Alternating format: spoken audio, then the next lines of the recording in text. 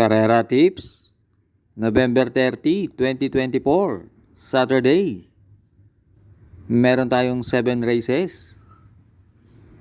Nga pala, may babatiin akong happy birthday. Happy birthday kay Matthew Sandro Lopez. Pagbati galing kay Lolo Romeo.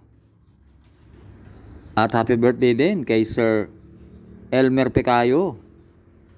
Pagbati naman galing kay Boss Wilmer Pecayo.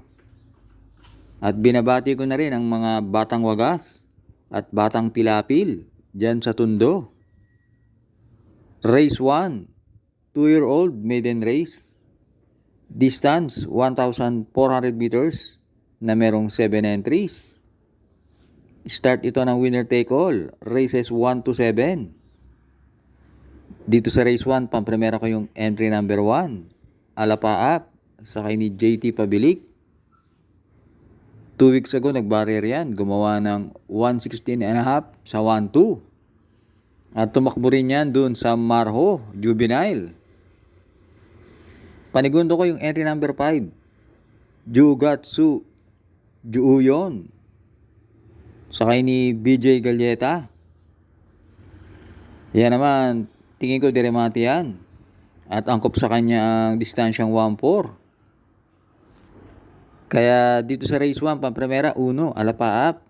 Panigundo 5, Jugatsu Juuyon. Race 2, Pilracom rating base class 4, 16 to 21, split. Distance 1,400 meters na merong 6 entries. Start ito ng pick 6, races 2 to 7. Dito sa race 2, sisinggalin ko na yung entry number 2, Domsat 7, sakay ni RC Baldonido. 2 runs ago, inabot lang yan ni Family Affair. At last run naman yan, dikit-dikit lang, na tersero kina heavyweight, Batang Kangkalu. Kaya dito sa race 2, solo 2, Domsat 7.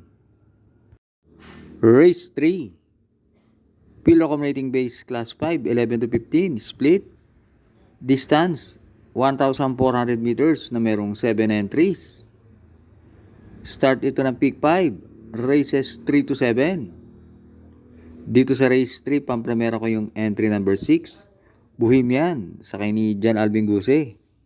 Siya ang may best time na 128.5 sa 1-4. At nakaraang Marho Day, medyo mabigat lang ang nalabanan yan.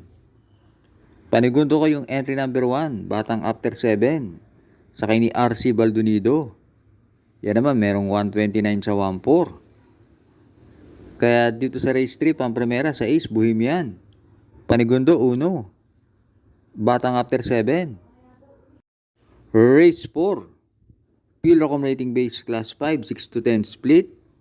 Distance 1,400 meters na merong 6 entries. Start ito ng pick 4, races 4 to 7. Parang anybody's race tong race 4. At di natin alam kung sinong mga entries dito ang gustong bumaba ng grupong class 5-5. Kaya dito magtatatlo ako. Pampremera ko yung 1, Princess Isabel, sakay ni Tupe Garganta. Panigundo ko yung entry number 6, Smiling Lady, sakay ni JC De La Cruz. Yan naman, last run, tumakbo yan dun sa karera nila Double Strike. At pantersero ko yung entry number 3, Lightning Bolt, sakay ni Mark Alvarez. Kaya dito sa race 4, pampremera 1, Princess Isabel. Panigundo, Smiling Lady.